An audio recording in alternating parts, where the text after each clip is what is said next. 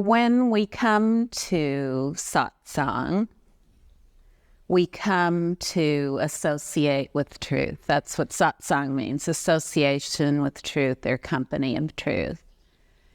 And what that looks like, and that sounds so philosophical and abstract, doesn't it? Like we're all blank slates walking around like little robots with a lot of philosophical input that somehow leads us here. But what brings us here is much more practical than any kind of philosophical impulse. What brings us to satsang is our own thinking and our emotional states. That's what brings us to satsang. Either that or we feel we're already enlightened, but we still have all these emotional states, circumstances, and thoughts coming up, and we're not really sure what to do about them. So when we come to satsang, there should be complete relief. In other words, when we come with this impulse to be calm, to be at peace, to be loving, to be wise, we should get what we come for. So you're in the right place. You're definitely in the right place. Not only in a practical way, but also in the most sublime philosophical way. Who everyone already is, all 7 billion people in the world. We already are all-inclusive awakened awareness. And that awakened awareness is like the vast expanse of infinite space. It's never been restricted or interrupted by anything. Its nature is pure, total purity. And everything that occurs within that space of all awakened awareness is also originally pure. Just as on an island of gold, there would be nothing but gold, so also with an all-inclusive awakened awareness, everything that occurs, all thoughts, feelings, sensations, actions, circumstances, people, places, and things are pure. And no one can make us realize that. All anyone can do, the guru, the teacher, or as I like to call it, the ultimate friend, all the ultimate friend can do is introduce us to that reality. They show us through the evidence in them that they are living that reality. And then in a simple human way, we know it's possible for us. So, it's no big deal. This is a simple human matter. We then see it's possible for us. We see another human being. We hear their story about how all their thoughts, feelings, and sensations came to peace. And we see the evidence of that in their lives. In other words, the way they actually live their lives is evidence of that. And then we know it's possible for us too. So this is a very simple human proposition. In the same way that we learn anything else in life, how to be a teacher or a good student or a plumber or a bread baker or a homemaker or a parent or whatever it is, we learn that from other human beings. And so when it comes to the matter of our total and ultimate freedom, that too we learn from another human being. It's very simple. It's very straightforward, and it isn't any more complicated than that.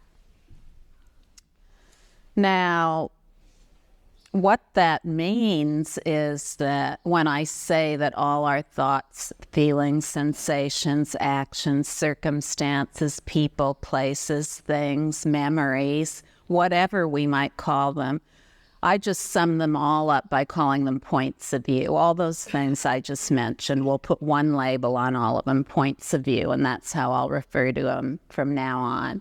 When all these points of view arise in already awakened awareness, they are all already timelessly free, naturally free. There is not a single one that has not ever been free.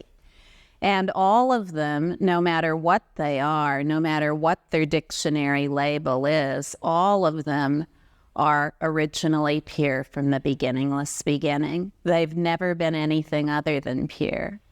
If we take them to be only their dictionary definition, then we'll spend our whole life just with our awareness involved in dictionary definitions and taking them all to be real.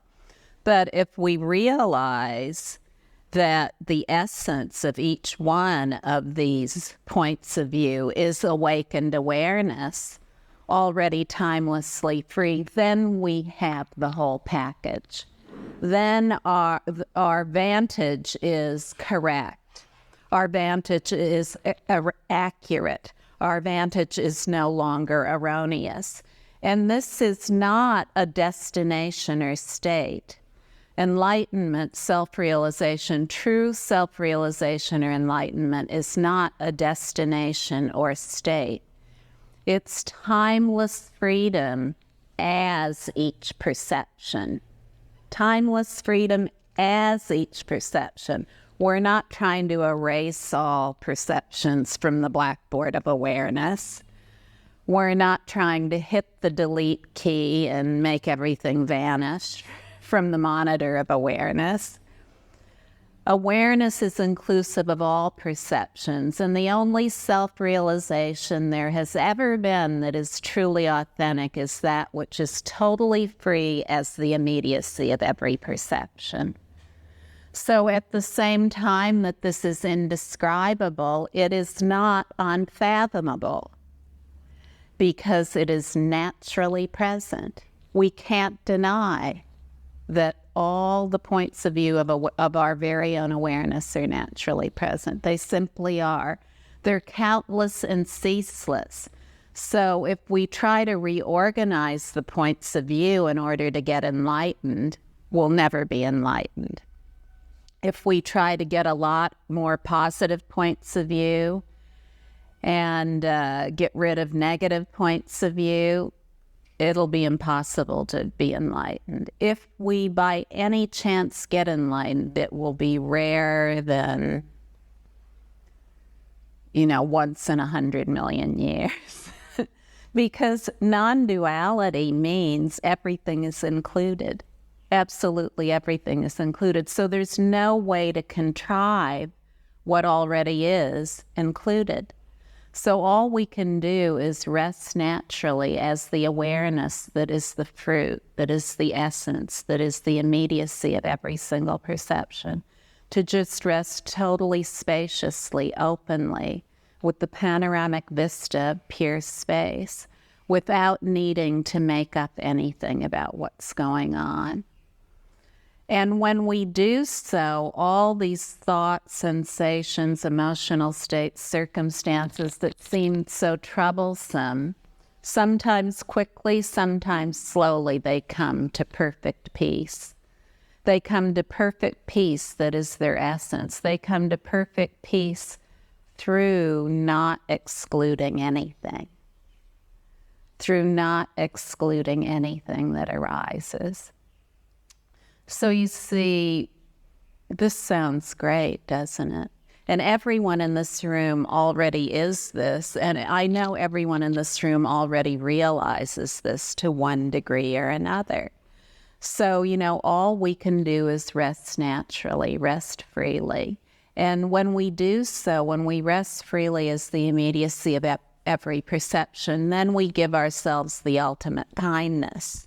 Because then we're prepared for any perception that arises. There's no perception that can take us out of awakening. There's no perception whatsoever that can take us out of awakening. It's impossible that that could be the case because we grow gradually to familiarize ourselves with the essence of awareness that is the immediacy of every perception. There's no someone over here who is awareness and a perception over here. There's only awareness as perception. All points of view, no matter what they are simply the dynamic energy of awareness. So self-realization is the unity of this awareness with its dynamic energy. It's dynamic energy that has been taken to be something else. That's all. It's really simple. And this can only come about through freedom and immediacy of perception. When we rest naturally without seeking anything, we find that there is an uncontained warmth that arises. We can actually feel this in our body. An uncontained warmth that arises, that is the warmth of bliss, love, and compassion and wisdom. And this is our natural state. And all we have to do is rest to realize this warmth. All we need to do is rest. And as we grow to know ourselves as we really are, sometimes quickly, sometimes slowly, we prepare ourselves for the ultimate point of view we'll all have to face, the epitome point of view every human being faces, death. So you see, when we familiarize ourselves so thoroughly with our true nature, with the essence of awareness as each perception, when it comes to death, we're ready. We're ready. We can just let go in evenness, let go in the supreme equalness as awareness. So you see, this is very, very practical. Now, another great practical benefit of living as awareness is that when we take the points of view to be real, then it's like living in a valley and just being able to see what's right around us. But when we rest as awareness, we rise to the summit. And then from that vantage, we can see everything. We can see everything. So what that means in a practical way is that we develop the balanced view that is already inherent in us, because we are all knowing and we can see everything within awakened awareness just as it is. We have a balanced view of what's going on. We have transcended extremes. All of our expressions are love, with no one excluded. And this balanced view has no contempt in it. It has no contempt. A balanced view sees everything. It can instantaneously investigate and make sense of everything, because that is inherent in it. So, at no time in human history have we ever needed a balanced view more than we need it now. Humankind needs this balanced view in order to survive. In order to save ourselves, we need this balanced view. If we continue to operate within the extremes of cause and effect, causality, we'll continue to see this deterioration that all of us are so palpably aware of today. It's just so obvious, to each of us, that there is this mounting tension among humankind. So, we must, first of all, make ourselves a peace zone. Each one of our perceptions, no matter what it is a peace zone. It's a peace zone. But if we make it into something, then it's a war zone. So rest is best, to just rest, to allow each perception to be as it is. Now, sometimes when people come here, they say, well, I don't know how to rest. Well, you don't really need to rest in any particular way. Some people just keep returning here, and then more and more there's natural rest without trying to do so. For others, it requires resting in the freedom of immediate perception. Just resting as that perception itself in order that it not be elaborated into a big story. You see, in awareness, common welfare comes first. That's all there is. The emanation of benefit of awareness. The emanation of benefit is all that all-inclusive awareness is. When we're thinking about ourselves all the time and how much money we need to make and what we need to do to get enlightened and and what we need to do to be a good person, and when we're thinking of all these things all the time, it's all focused on us. And, our thinking very often is filled with gossip and criticism about ourselves and about other people and about the world we live in. And it's all focused on us, on the idea of a personal identity that exists and needs something for itself. Well, the more that we rest naturally, the more we realize we've never been that personal identity. We've always been awakened awareness. That's all we've ever been. And as we taste that and more savor the flavor of it, we realize that our true nature isn't this body, speech, and mind that are focused on a personal identity. Our true nature, our true body, speech, and mind is nothing but this emanation of benefit, this emanation of benefit that is the totality, where more and more all of our thinking, speaking, and action are focused on the benefit of the whole. This is the reality of awakened awareness, the island of gold on which everything is gold.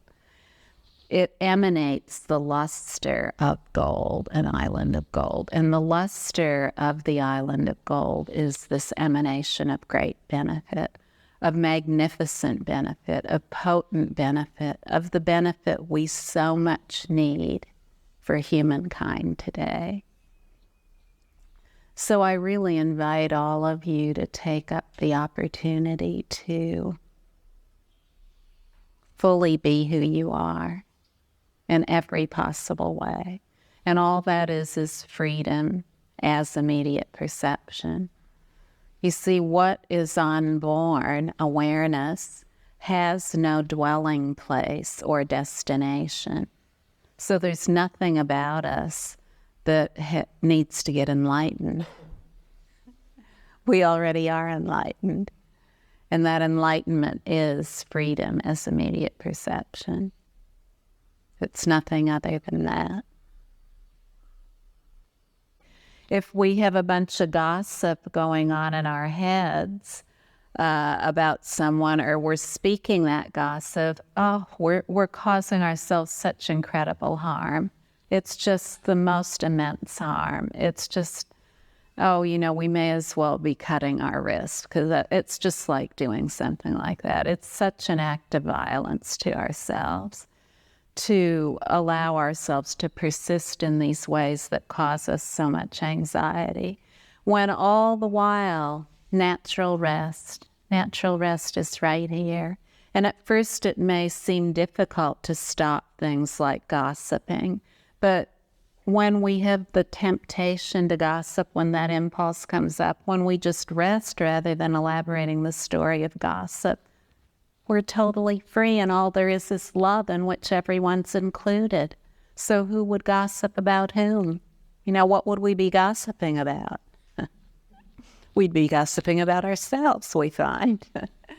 So you see, at first that it may seem like moving Mount Everest to stop that flow of gossip, but we can't do it through trying. All we can do is rest as the immediacy of that perception of gossip, not take it to be real, not take it to be anything. And as we do so, we find tremendous relief. Just because other people are gossiping doesn't mean we need to. We don't need to speak. We can just stand there and say, the time has come for me to go. Yeah. It's very simple. It's very straightforward. And when we do so, then we find less and less do we have the gossip arise in our head. We just don't have that point of view of gossip arise as much. So, and then eventually it just becomes unthinkable. It just can't happen. It can't happen. So this is very practical, this freedom and immediate perception. It is the direct route the direct route. The very, very direct route.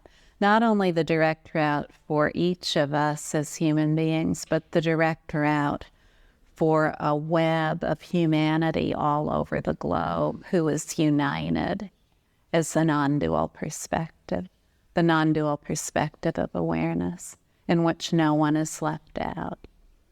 We find that when we rest naturally, the sadness, something like sadness, it's just a label. It's the vivid appearance of sadness, part of the magical display, yet our essence is at total rest. Our essence is at total rest as that sadness. It doesn't mean we renounce it or indulge it, because you see the perception of sadness is there only when we're thinking sadness, describing it. If we have a sensation that we feel something and then we say, oh, sadness, just rest no matter what it is. There's no point of view worth hanging on to. In fact, it's impossible to hang on to any point of view, because all points of view, no matter what they are, they're like a line drawn in water. Have you ever drawn a line in water? What happens? It vanishes without a trace. You don't need to do anything. And such is the case with all points of view. Nothing need be done. Nothing need be said about them or anything else. They arise, abide, and are freed instantaneously as aware basic space and nothing else. So why get all wrapped up in them when they vanish on their own? There's nothing we need to do, and there's no one to do it. There's no personal identity in there that's a storehouse of all the points of view. Awareness is the only storehouse of points of view, only awareness. There's no personal somebody that we need to smash, disidentify with, erase off of the blackboard of awareness. There's no personal identity in there anywhere. When I look inward, I don't find anything. I can't find a personal identity in there anywhere.